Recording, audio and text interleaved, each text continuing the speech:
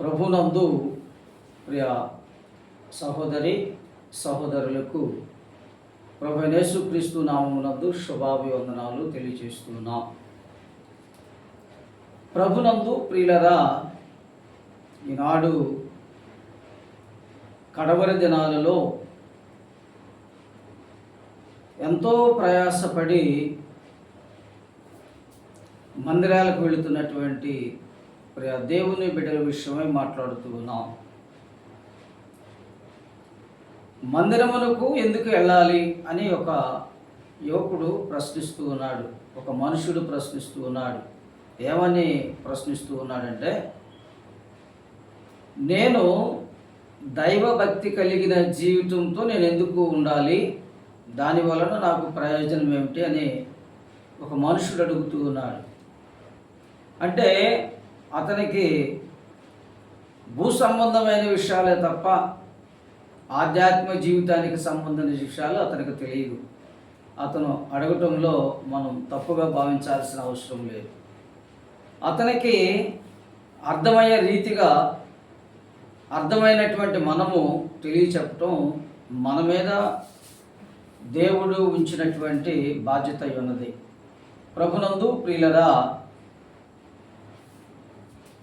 నేల మట్టితో నరుని నిర్మించి వాని యొక్క నాసికా రంధ్రములలో జీవవాయువుని ఓదగా నరుడు జీవాత్మ ఆయును అని బైబిల్ గ్రంథం తెలియచేస్తూ ఉన్నది.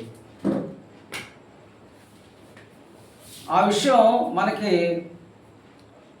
తేటగా కనబడుతూ ఉన్నది. ఏమనగా, మన దినాలలో చాలామందిని మనం చూస్తూ ఉన్నాం. ఏం చూస్తూ ఉన్నాము? మనతో జీవిస్తూనే రాత్రి వేళను, పగటి పూటను, ప్రయాణంలోనూ అనేక కారణాలతో మానవుడు వికటజీవిగా మారిపోతున్నటువంటి పరిస్థితి. మానవుడు వికటజీవిగా ఎందుకు అవుతూ ఉన్నాడని మనం ఒకసారి ఆలోచన చేస్తే, ప్రభునందు ప్రియులరా, ఈ యొక్క శరీరంలో ఉన్నటువంటి ఆత్మ వేరు చేయబడుతూ ఉన్నది.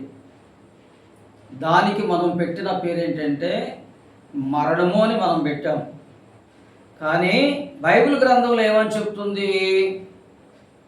ఆత్మకు మరణము లేదు, ఆత్మ యుగ యుగాలు జీవిస్తూనే ఉండిద్దని చెప్పేసి బైబిల్ గ్రంథం మనకు బోధిస్తూ ఉన్నది. అంటే ఇప్పుడు ఇక్కడ రెండు విషయాలు మనం గమనించాలి. మనకున్నటువంటి తలంపులతో మనం ముందుకెళ్ళాలా, లేక పరిశుద్ధ గ్రంథములో రాసినటువంటి వాక్యమును మనం ఫాలో అవ్వాలంటే పరిశుద్ధ గ్రంథంలో రాసిన వాక్యమునే మనం ఫాలో అవ్వాలి. అంతే తప్ప మనకున్నటువంటి జ్ఞానమును బట్టి మాత్రం కాదు. ప్రభునందు ప్రియులరా, అయితే పరిశుద్ధ గ్రంథములో రాసినటువంటి విధానాన్ని మనం చూడగా అక్కడ ఏమని తెలియజేస్తుందంటే, ఈ శరీరంలోంచి ఆత్మ వేరు చేయబడుతుంది.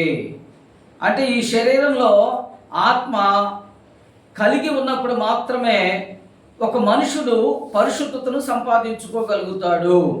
ఈ పరిశుద్ధత అనేది పరలోకంలో ప్రవేశించటానికి ఒక లైసెన్స్ కార్డ్ లాంటిది.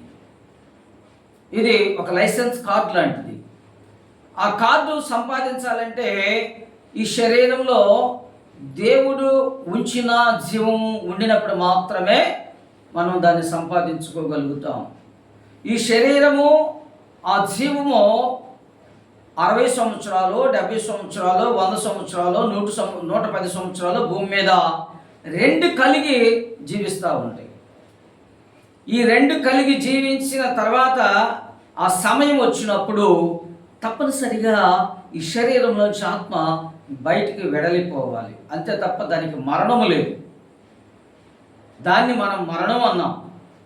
ఈ వెడలిపోయినటువంటి ఆత్మ ఎక్కడికి ప్రవేశిస్తుందయా అని దాని విషయమై మనం ప్రశ్నించగా పరిశుద్ధ గ్రంథం మనకు చెప్తున్న సమాధానం ఏంటంటే, ఇది మధ్యాకాశంలోనికి వెళ్ళి విశ్రాంతి తీసుకుంటుందని పరిశుద్ధ గ్రంథం తెలియజేస్తుంది.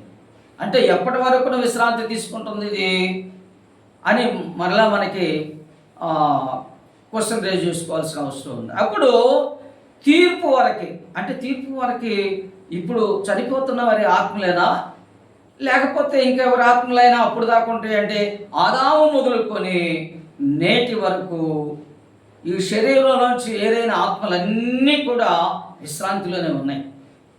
ఎప్పటి వరకు అంటే ఇవి భూమి మీద మానవ జనరేషన్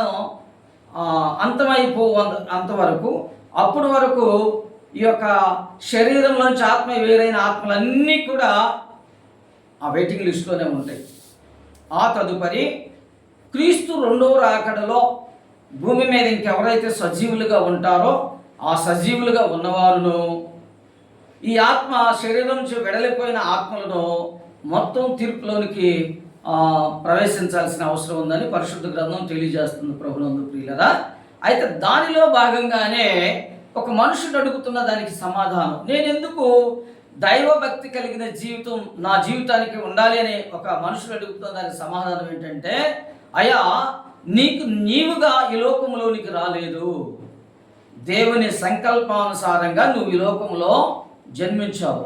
తల్లి గర్భంలో ముద్దగా నిర్మించబడి నీవు ఆ తల్లి గర్భంలోనే మొత్తం తయారయ్యి భూమి మీదకి రావటం జరిగింది. అది దేవుడు నీకు ఇచ్చిన గొప్ప కృపాధన్యత. ఎందుకంటే యుగ యుగాలు ఆయన నివాసం ఉండు స్థలములో నీవు ఉండాలని దేవుడు కోరుతూ ఉన్నాడు. అందుకనే నిన్ను భూమి మీద జన్మింపజేశాడు. ఆ జన్మింపజేసిన క్రమాన్ని బట్టి చూడగా, మానవుడా కారణ జన్ముడా నీ జన్మకు కారణముంది. మన జన్మకి కారణం ఉంది ప్రభునందు ప్రియులరా. మనము ఈ సమాజానికి సేవ చేయాలి, మనము దేవుని చిత్తానుసారమైన జీవితాన్ని భూలోకంలో కొనసాగించాలి. అప్పుడే యుగ యుగాలు మన ఆత్మ తండ్రి అయిన దేవుని సన్నిధానంలో మరణము లేకుండా జీవించగలుగుతూ ఉన్నది. అసలు ఆత్మకు మరణమే లేదు. తీర్పు జరిగిన తర్వాత జరిగే పరిణామాలు ఏంటని మనం చూస్తే, తీర్పు జరిగిన తర్వాత జరిగే పరిణామాలు ఆది కాండములో ఏమైనా మాట్లాడి ఉన్నదో అదే జరగబోతుంది. ఆది కాండములో ఏమని మాట్లాడి ఉందంటే బైబిల్ గ్రంథము, ఈ భూమి శూన్యముగాను నిరాకారముగా ఉందని చెప్తున్నటువంటి మాట. దేవుని ఆత్మ జలముల పైన అల్లాడుచుండని రాసింది. అలాగనే ప్రకటన గ్రంథంలో ఏమని తెలియజేస్తూ ఉన్నదంటే, ఈ భూమి ఆకాశములో లయమైపోవును అని రాసింది.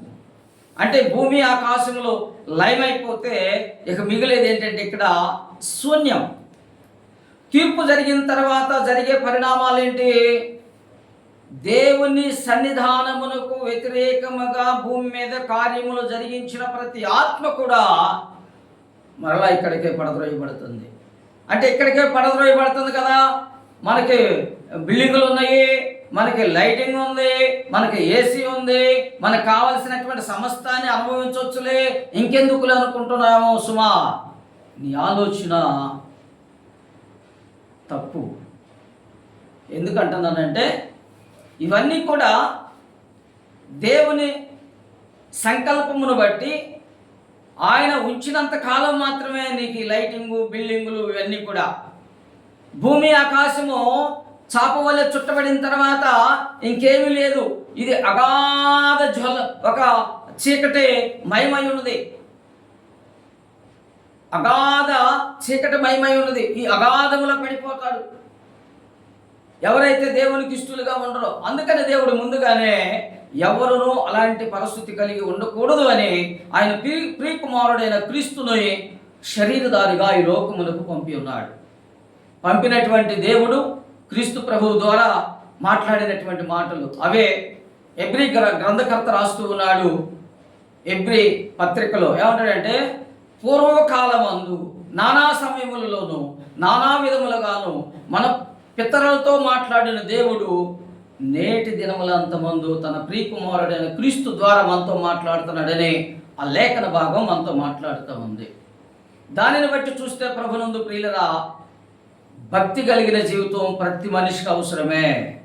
ఎందుకంటే తనలో ఉన్న ఆత్మ నిత్యము నరకాగ్ని పాలు కాకుండా, నిత్యము దుఃఖములో మునిగిపోకుండా, నిత్యము చీకటిలో మగ్గిపోకుండా ఉండాలి అంటే తప్పనిసరిగా ప్రార్థనా జీవితం అవసరం, భక్తి జీవితం అవసరం, దేవునితో సంబంధం కలిగి జీవించడం చాలా అవసరం.